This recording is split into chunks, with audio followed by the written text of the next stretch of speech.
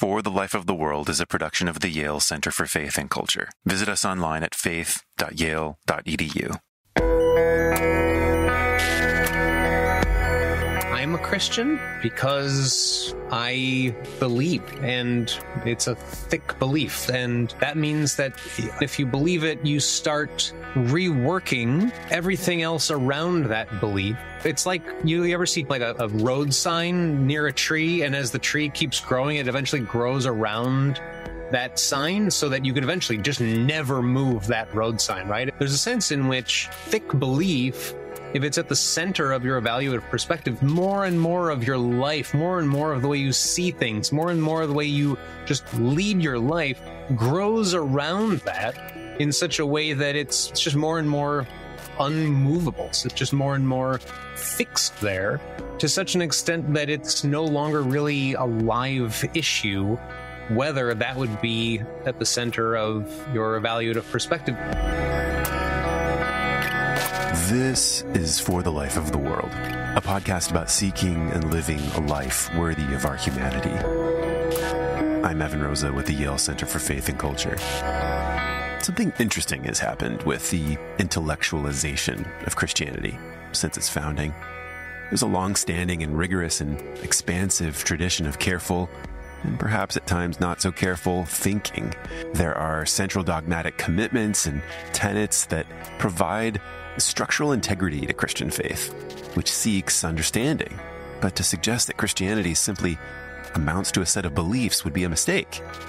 First of all, whose beliefs? Which creed? Which political party? Deep in the core of Christianity is a lived life, to be known by our love. But beyond that, to think that any religion, let alone Christianity, was somehow reducible to a set of propositions or statements or doctrines would miss something essential about humanity. We're not merely rational animals. We're also ritual animals. And our religious commitments, whether we're talking about Christianity, another world religion, atheism, Trumpism, secular humanism, woke religion, American capitalistic consumerism, Marxism, whiteness, the military-industrial complex, American football fandom, or the unwavering Kool-Aid religion of Taylor McSwifties. And 1989 is for sure her best record, and there's no way she can stay with Travis. All of these religious commitments sink down into our embodied, passionate communal lives, the shape of our daily habits and practices and ways of being in the world. So what would it mean for us to take Christianity seriously as a way of life, and not merely a set of beliefs? Joining Ryan McAnally-Linz on the podcast today is theologian Kevin Hector, the Naomi Shenstone Donnelly Professor of Theology and the Philosophy of Religions at the University of Chicago and its Divinity School. And he did something interesting.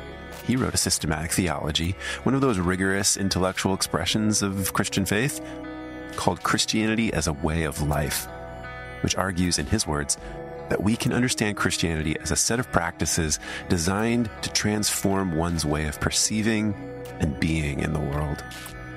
Indeed, he sees it as a transformation of our very selves in the world we inhabit. Thanks for listening today. Kevin, thanks so much for coming and chatting with me today.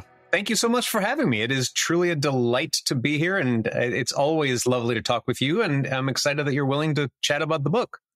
Of course. So this is, well, it says on the front that it's a systematic theology. And there are a couple of people who have read systematic theologies in the past. And those people would expect to open up a systematic theology and find chapter titles like God, the Trinity, Jesus, salvation, the church, all the way through. That's not what shows up in your book, because you're doing systematic theology in a different way, kind of developing it out of this idea of Christianity as a way of life. And I first wanted to ask you, why approach theology that way? So two answers, if that's okay. One was, I really wanted, after I got tenure, to write what I thought of as a theological theology. And especially, I wanted to kind of try my hand at something in systematic theology. And as I thought about what that could look like, but I noticed that the Christianity of ordinary Christians had its heartbeat not in some of the doctrinal intricacies that I found often really fascinating, but in things like singing together and prayer and trying to love difficult people and a lot of things that they're pretty central to what I'm calling Christianity as a way of life, but that often don't show up at all in systematic theologies. So I was thinking, if I want to understand Christianity, I want to try to make sense of it with those things at the heart, not to the exclusion of doctrine, but in a way that the doctrine and the practices are embedded in this larger kind of way of life. So that's at least part of the reason why those things are central. And the other reason, and it hangs together with the first, is I'm trying to do theology in a way that can try to make it legible within my university, where theology is a bit of an endangered species, at least in terms of institutional homes for theology. And so I wanted to do theology in a way that could have a kind of standing in a university and show people in, central administrative committees that this sort of fits within a university. And I noticed that this kind of approach, looking at formative practices, has a kind of purchase in the wider university. And so it's a kind of contextual theology from that standpoint too, right? Trying to think about theology faithfully within the context of a university like mine. Yeah.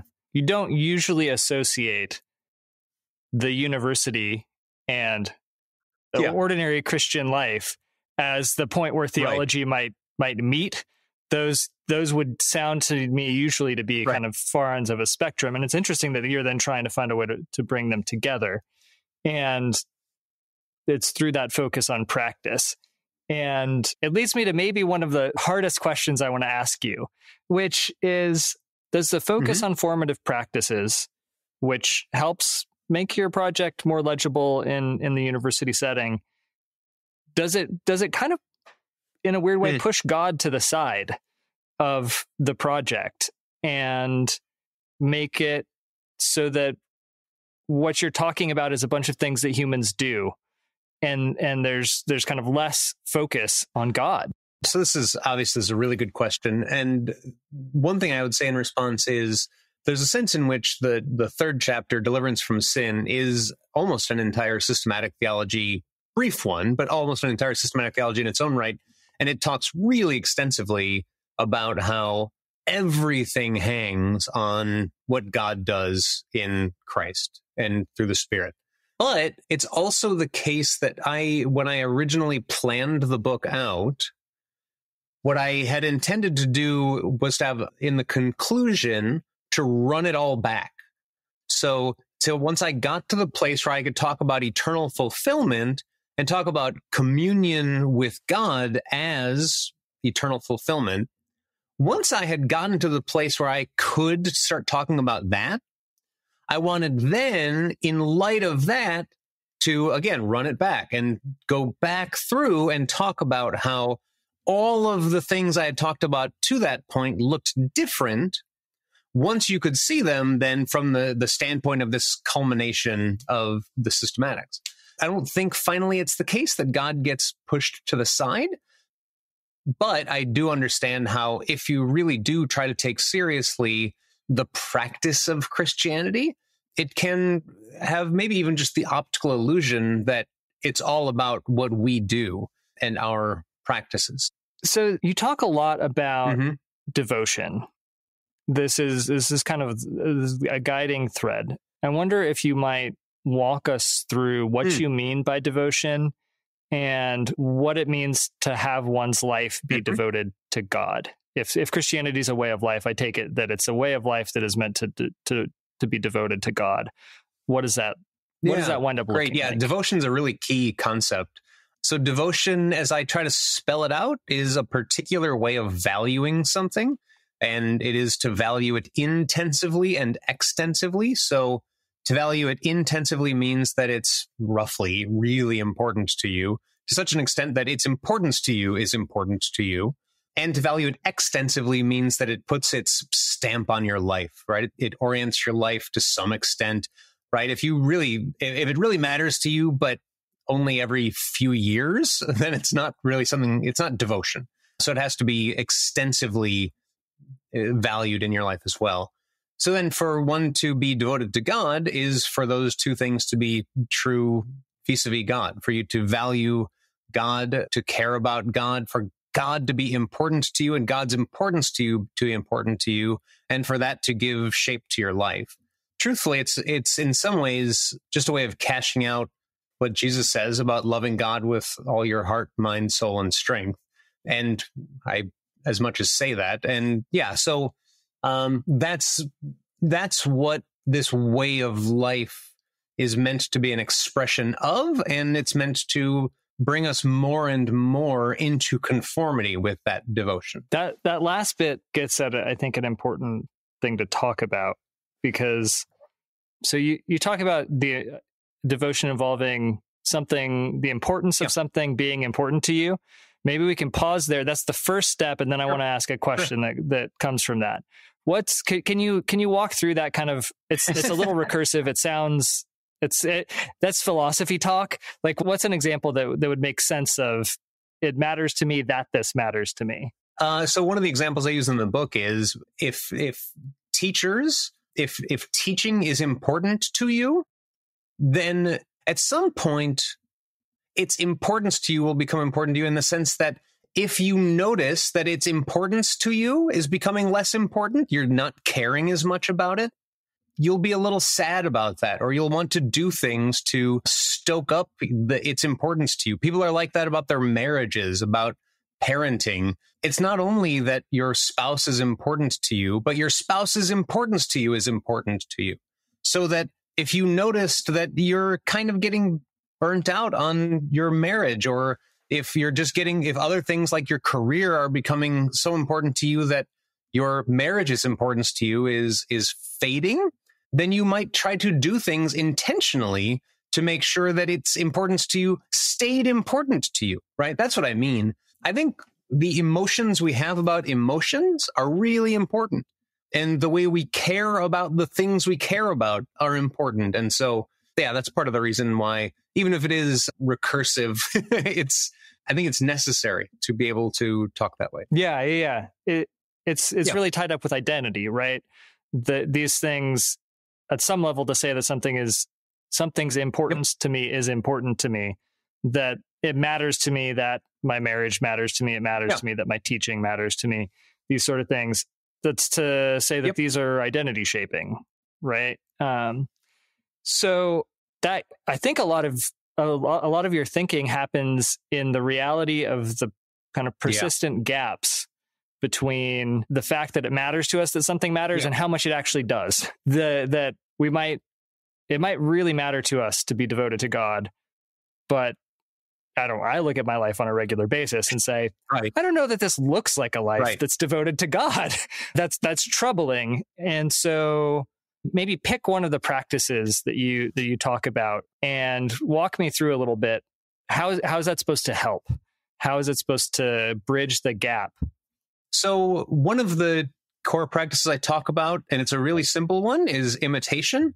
I talk about two different ways that imitation can form us, but one is admiration, or when we look up to people. So if we have exemplars of what it looks like to be devoted, looking up to them can help us see what it would look like to be more devoted, and can in some ways rub off on us, but can also be something that helps us aim at something, right? So we have a sense of what it would look like to try to embody our devotion more fully.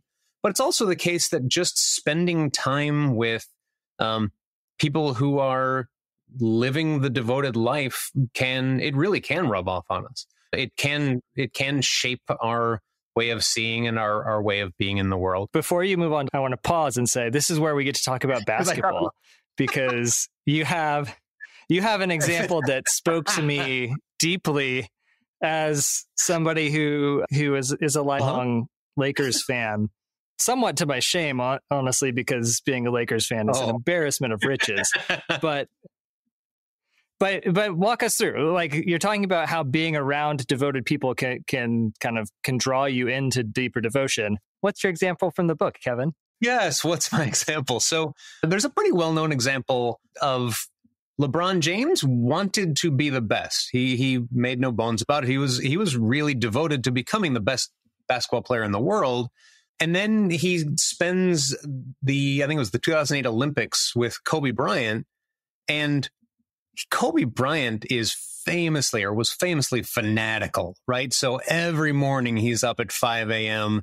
and he is going 1,000 miles an hour every single practice, even if it's off season, even if it's warm downs. He has no like fourth gear. It's all fifth gear for him, right? And so LeBron spends some time with Kobe Bryant, and he just says he realized being around Kobe made me realize I had to work a lot harder. I had to push myself a lot harder, because if I really want to be the best, that's what it looks like to actually be devoted to being the best at something. And it was the way LeBron tells it, it's a real turning point in his career. He levels up, and to your delight, he then brings that leveled up self to the Lakers. Yeah, I think it's helpful to have something that concrete, and then maybe it makes sense of how something like having saints ought to work, but often it doesn't work that way, right? Because there can be this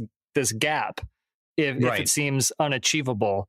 So do you have like wisdom about how does one emulate in a way that draws one into deeper devotion rather than kind of appearing to set up an impossible standard to meet? Yeah, this is good. So in the book, I call this the Martha Stewart effect, which is when you can look up to someone and really admire the way that they embody certain traits that you would love to have in your life. But if they embody them to what seems like an unreachable, maybe it just seems implausible that, for you to ever, be as good as Martha Stewart at decorating or cooking or whatever it is, then even if you admire her, it's not going to spur you to try to embody those. It might even make you less likely to try to embody those traits, right? Because you just feel defeated. There's no point in me trying. I could never be like that. And so the way I talk about it then in the book is that helps us see that the aim is not to admire someone and therefore just be exactly like them. The aim is rather to admire them and therefore find your own way to embody those traits more, right? So the point isn't to become the next Martha Stewart.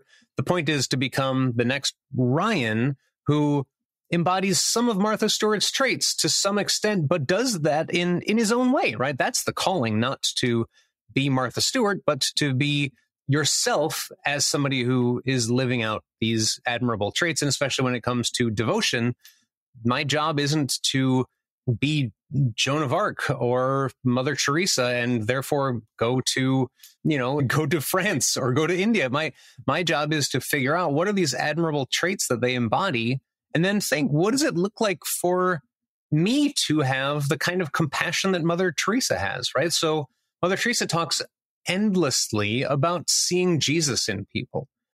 And when I first started reading some of her writings, it just sounded like the kind of thing pious people say.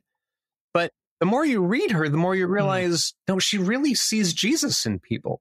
And because she loves Jesus, she's wanting to treat them the way she would treat Jesus. And that's really challenging because I could hardly say of myself that I see Jesus in people, right? I see obstacles in people. I see interruptions in people. I see background scenery in people. I see all kinds of things, but that doesn't mean that I'm seeing Jesus in people.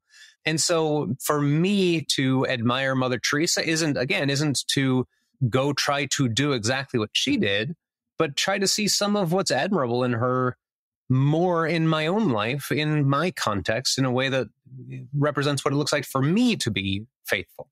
Is this particular example close to what you mean by the practice of seeing the image of God in people? Sometimes looking for the image of God in others is just, it's a kind of placeholder, right? It is a rule, and it's just a way of us trying to remind ourselves, all right, try to not be as hard on other people as you possibly could be. But I also think it can be a practice in the sense that it's something that we can really intentionally undertake, right? Even the reminder, look for the image of God in people, is almost exactly the kind of thing Pierre Hadot talked about in ancient philosophy as a spiritual exercise, where you have these kind of maxims that you use as reminders, and it's helpful that they're short so that as you keep reminding yourself, it can help you start to see things and respond to things in line with that. But in particular, I mean, I think looking for the image of God in others is, can I talk about the hermeneutical circle? You can talk about it, and we can get right in the middle of it if you'd like. So the hermeneutical circle, it's usually credited to Schleiermacher. It's a really familiar idea, but it's just the idea that if you want to make sense of a book or a movie or whatever, you have to have a sense of what the whole story is. Because if you don't have that, you can't make sense of each of the parts as they come. So you're kind of constantly making guesses about what the whole is in order to make sense of the parts. But you have to keep changing, revising your sense of the whole story in light of the parts so that you don't distort the parts, right? So it's a circle. You keep kind of going back and forth. It seems pretty clear to me that that's what we do when we make sense of other people. Right. So if I'm at the store and I'm looking at the shelves and I'm terrible at seeing things, so it takes me a long time, and somebody just steps right in front of me, to make sense of what they're doing, I have to have some kind of interpretive framework. And so I could understand that in the worst possible light. And that's the temptation, right? To think, this person's just a self-important jerk, and they're doing that because they think nobody else matters. And I would then get all huffy toward them. And that's surely a possibility, but I don't know that. And it's just as easy to think something somewhat more lenient. Kierkegaard talks about mitigating explanations. And so I could just as easily see that in light of a story according to which, oh, they probably didn't see me here. Or they probably didn't even know I was looking at this because I've been standing here for so long. Or I could make sense of it in terms of, I'm sure they had a good reason, right? Maybe they're really in a hurry because, like, I've been to the store sometimes when I need to get a bunch of stuff in a hurry because there's something really pressing going on at home, or or I'm absent-minded because I'm going through a hard time. Any number of things, right? Any one of those things is equally possible, and those can serve as kind of placeholders to make sure that I'm not seeing them as nothing but the worst version of them. But beyond that, looking for the image of God also means looking for the way that people reflect God, right? So if God is infinitely good, and God is infinitely good, then it makes sense that we would, each of us, be called to and created to reflect that infinite goodness in our own way. And we should be on the lookout for it. We should be primed for it. When I was a high school teacher, I often felt like just part of my job was to be almost like a loyal advocate for the goodness in each student and be on the lookout for it, therefore, right? And so be on the lookout for their sense of humor, or the way that they had a cool turn of phrase, or the way that they were kind to another student, or any number of other things, and then bear witness to that to them, right? And just say, like, hey, that was really cool. What you brought into today's conversation, the way you tied some things together, you have a really great mind. And you can see this as a teacher. You can see this does really important work sometimes. But I feel like that's the calling more generally, is always to be on the lookout for what is the goodness that I can see in this person, because that goodness is a reflection of God's infinite goodness. And how can I be an agent of at least appreciating that, and hopefully cultivating it, right? Calling it more and more into existence. So that's a huge part of what devotion to God looks like, as I understand it, because loving God means loving what God loves, and what God loves is everybody. And so part of loving everybody is being on the lookout for how they are meant to be a reflection of God's goodness. What about when they hurt you? There are times when mitigating explanation, what Kierkegaard calls mitigating explanation, will suffice. And there are times when I can just let things go. But there are also times when people wrong me, or frankly, in my experience, what's harder, when they wrong people who matter to me. And in those kinds of cases, it's a lot harder to still love them. And so I do talk in the book about forgiveness, but I talk really explicitly about the fact that forgiveness can't be condoning the wrongdoing. It's really important that we not say like, oh, I forgive you. It's fine. It doesn't matter. It's okay that you did this. Well, that's really not true. And some of those vengeful feelings we can have, like, they're actually really important, right? The vengeful feelings are like, they're our emotions' way of saying that's wrong, right? Like, I shouldn't be treated like that. This person I care about, they shouldn't be treated like that. And me being angry and wanting to get even, wanting there to be some vindication of what's right over against this wrongdoing.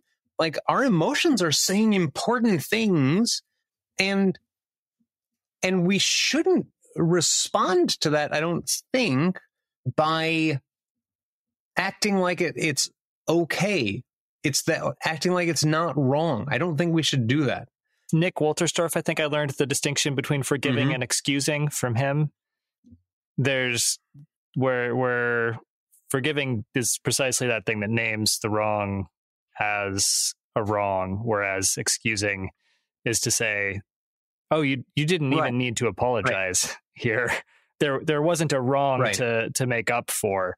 Maybe there was something unfortunate, right? But that's a very different thing than a wrong. Yeah, I think that's exactly right. And so I try to talk about forgiveness in a way that tries to do justice to the fact that there is something right about those feelings, and tries to do justice to the fact that wrongs are wrong. And therefore, forgiveness, the way I talk about it, it involves an other regarding reason. So in the Christian case, wanting still to love the person and putting your weight behind that reason is a way of not letting those vengeful kind of feelings be in the driver's seat. But it doesn't mean they're gone, right? It doesn't mean, oh, now I don't have any anger anymore, right? It doesn't mean that. But what it does mean is that within my evaluative perspective, there's something more important to me even than that, which is my love for the other person, and especially my wanting to honor God's love for the other person. And so forgiveness can hopefully transform those angry emotions from resentment to indignation. I have a lot of philosophers would frame this differently, but for me, indignation is a feeling that says, this is wrong, I shouldn't be treated this way. Whereas resentment is a way of saying, this is wrong, and I want bad things to happen to you because of it, right? So both cases, both of those feelings are a way of registering this is wrong, and therefore not condoning the wrong.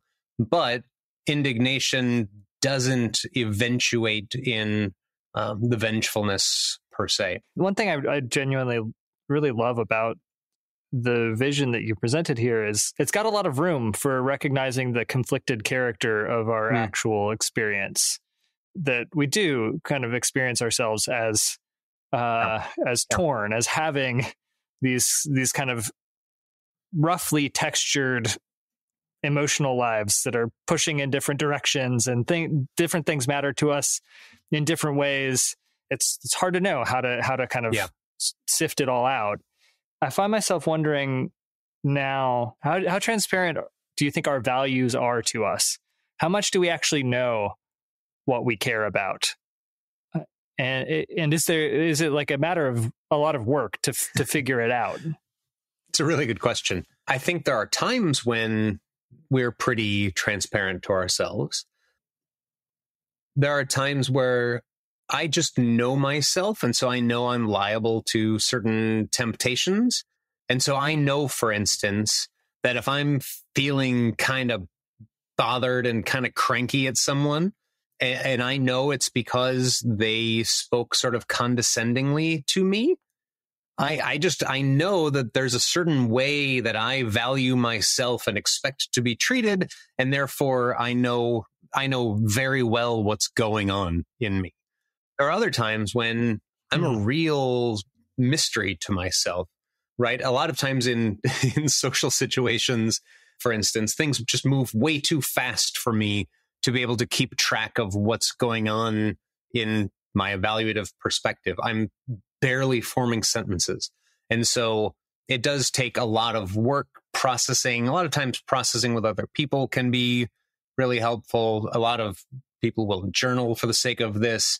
Sometimes our outward gestures and behaviors and right, we can look to those things to give us an indication of, where our values are. And I think how we're feeling does track our values. So I think we have things to go with, but you're right that it takes work, right? We are very often opaque to ourselves. And sometimes we have an interest in being opaque to ourselves, right? So we want to see ourselves in a particular way, and it's in our interest to keep seeing ourselves that way. And therefore we will see ourselves that way and make up, stories to have the evidence fit that. So, yes, we are complicated beings, to say the least. So I've been kind of mulling over thinking through Christianity as a way of life with this set of practices, and the ones that you've talked about, I think will be fairly widely recognizable. And there are others, like you mentioned, congregational singing and things of that sort, that baptism is one of them. Thinking through Christianity as a way of life with these practices, what's the value in thinking it through, and kind of why do the theology of it? What's the value add of going from, we've got these practices, which many Christians are just doing, and now some of us have thought them through, and others of us have read the work of someone who's thought them through, right? Does it make us better at the practices? Does it give us a kind of better chance of knowing ourselves, of correcting ourselves, of living together better? What's the payoff at a practice level to bringing this up to the level of theology? Yeah, that's a great question. I mean, there's a sense in which what we talked about earlier with respect to admiring certain traits, how seeing them clearly can be a real aid to embodying them more fully in oneself. But I was just thinking about, I've thought a lot about many of the traits or many of the practices that I talk about because I've been writing about them. And it really is the case. So for instance, I talk about wonder, and unless I'm paying attention to it, I will wonder at things only accidentally, right? So I will be stopped in my tracks if I see a deer, or I will be stopped in my tracks if I walk outside at night and see a full moon, as I saw last night. But that's different from really a spiritual practice of wonder, where as soon as someone starts talking about it and names it as something that we should be pursuing and being on the lookout for the remarkable goodness of all of the things around us in ways that they just don't fit in our everyday routines, and they're not just at our disposal. So we have to be we have to work at it. And having someone name that, I find changes the way I go about my daily life. And my hope is that by naming some of these things, it can help people do them. If they take up the book, I would hope that they could find it useful to have somebody name some of these things and give people some idea of why one would do these things, because they would help them grow in their devotion. And it's just it contributes to a good life, hopefully. So that's my hope. And it's going to be a mixed bag. Even if people do read it, I'm sure it'll be a mixed bag. Some people will just find it interesting. Some people will find it wrong-headed. Some people, hopefully, will be maybe more mindful of what they're doing as they go about their lives. And they'll think about not just what's on their to-do list, but what their calling is, and how what they're doing is something that they're doing in response to God's calling. Maybe they can actually practice laughter as a spiritual practice. Maybe they can feel more free to lament. I know people who feel like lament is just not part of the way they lead their lives. Like they don't have permission to lament. And so seeing how that is actually a really important part of the Christian tradition, hopefully can give people some sense of what it looks like to do that and why they might want to do that, and some sense that it's actually maybe a good thing to do, that this too is what faithfulness can look like. So that's maybe my hope. But yeah, I mean, I welcome pushback on that if you think that this is maybe misguided in some important respects. I mean, I think I share your hope. I certainly have a wish that it were smoother than I expect it is, but I'm struck that the image of practice is a good one, because what you do sometimes in practice is you kind of distill a feature of the way that you're wanting to be. So let's say you're practicing, well, we talked about basketball. So let's say you're practicing basketball, and one thing that happens in basketball is a jump shot.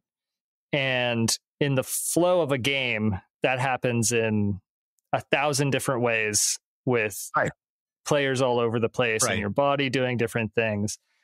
But one thing you might do in practice is say it's really important to get your elbow under your wrist when you're shooting your shot. So we're gonna do that 500 times. We're just gonna get the elbow under the wrist. And I wonder if something like what you're doing might give us a chance to step back and say, oh, it is the case that wonder is an appropriate response to a world created and loved by God. I do some wondering, but maybe we need to kind of focus in, kind of practice it in a like less natural sort of way, and that maybe that conscious attention is a good moment for us to bring us from kind of reflective reflex through reflection to back to a better kind of reflex, right? A reconstructed sort of reflex, such that we're not trying to get stuck in a kind of always in our own heads about what we're doing. I'm practicing the faith. I'm practicing this. I'm living my way of life.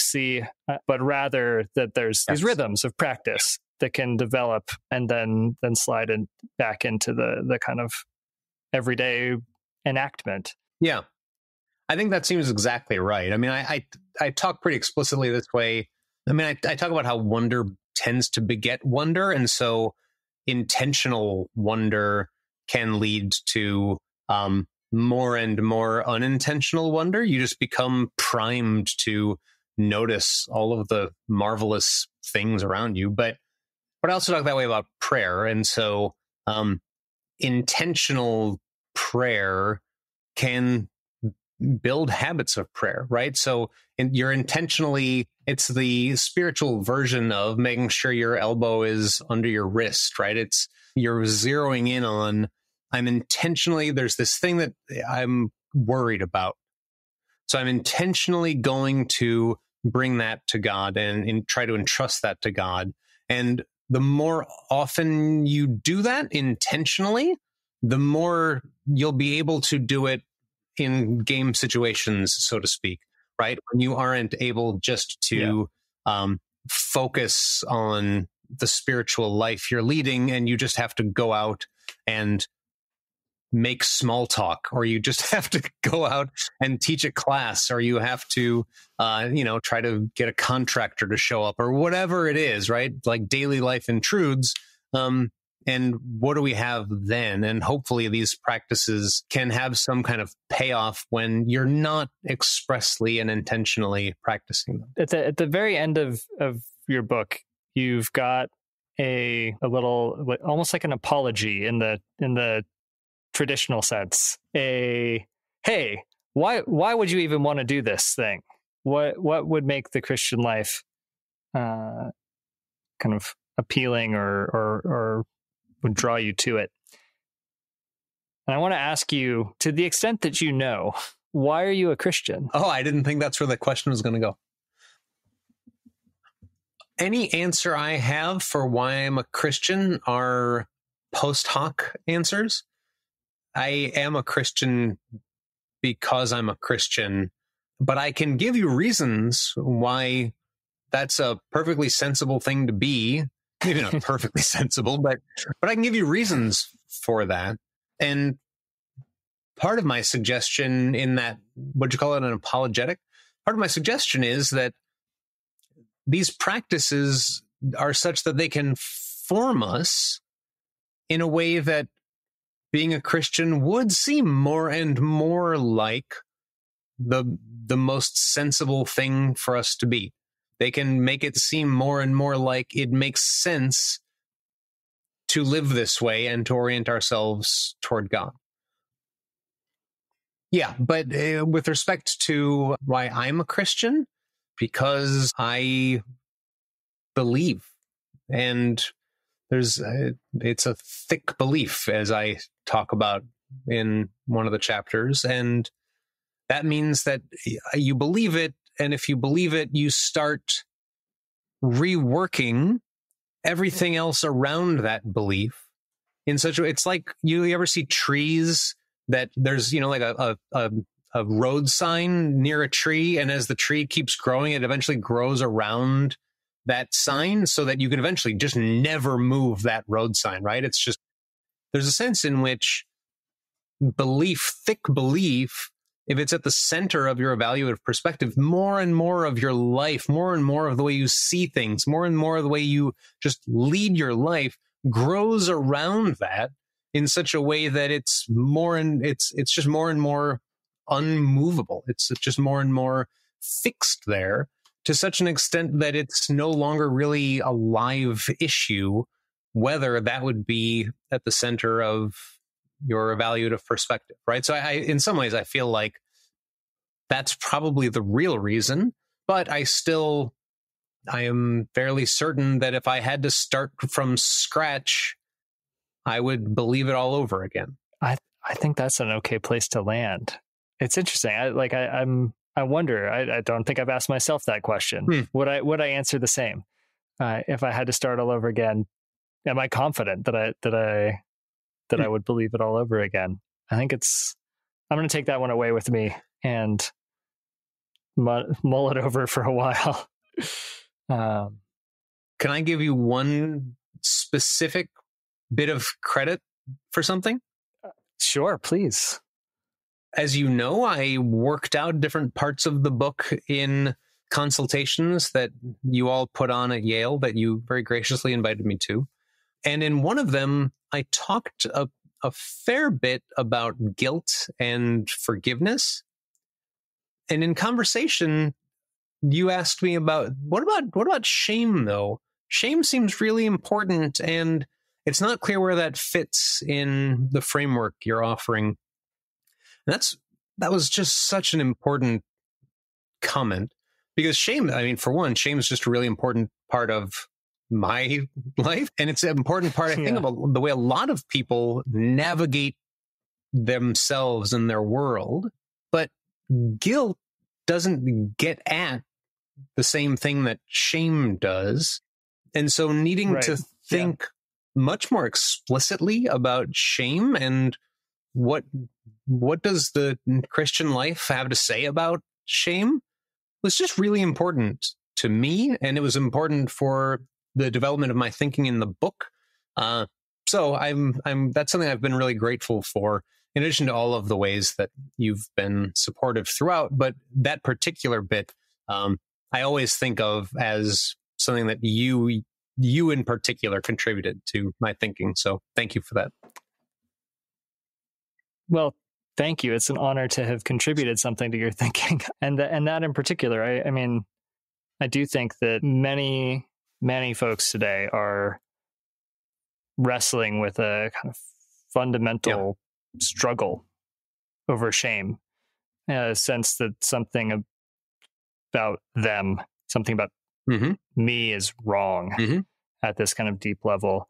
And so to have you speak to that is important and valuable. And I wonder if you might say just a few words about kind of what is your message in response to shame? Like, what does Christianity offer us if we find ourselves in that position of experiencing ourselves as just this wrong? May I talk about two things in particular? One is the importance of spiritual friendship.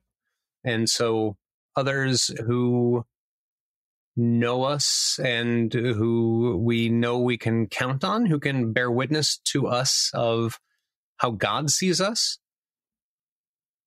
that can be really important. But as I say in the book, that can only take us so far, because part of what makes shame so intractable is it becomes a filter through which people interpret everything else, right? Because it's in some ways, it's for what I call deep-seated shame.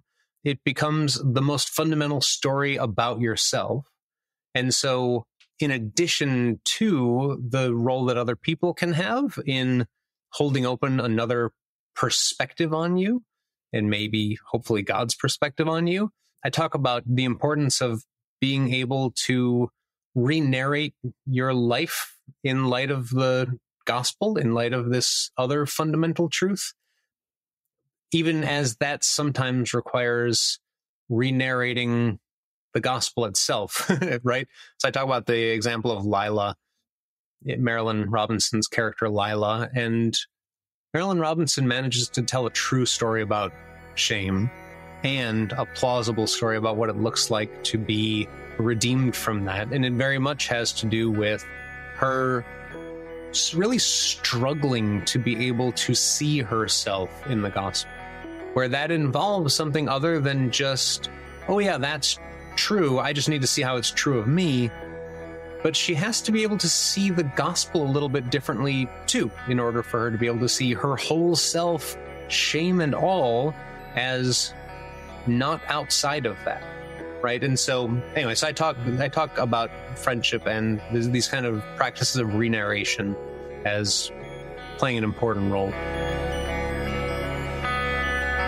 Well, thank you for that word. And thank you for coming and chatting. It's been really valuable, and I hope we get to do it again soon.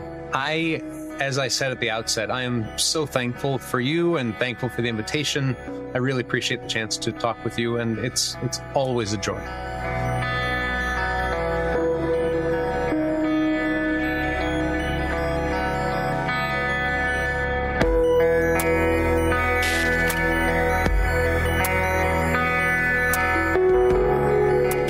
Life of the World is a production of the Yale Center for Faith and Culture at Yale Divinity School.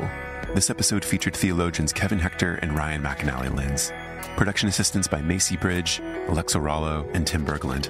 I'm Evan Rosa, and I edit and produce the show. For more information, visit us online at faith.yale.edu, where you can find past episodes, articles, books, and other educational resources that help people envision and pursue lives worthy of our humanity. If you're new to the show, remember to hit subscribe in your favorite podcast app so you don't miss an episode. And to our supporters and our faithful listeners, we have a request. Would you tell a friend about this episode? Maybe share it? Here's some ideas. First, you can hit the share button for this episode in your podcast app and send it as a text or an email to a friend. or you can share it to your social feed. Second, you could give us an honest rating in Apple Podcasts. Finally, you could write a short review of the show in Apple Podcasts or engage with us on Spotify. What are you loving about the show right now? What do you wish was different? Who do you want to hear from next? It'll all help like-minded people and other potential listeners get an idea for what we're all about. In your words, what's most meaningful to you, our listeners. Thanks for joining us today, friends.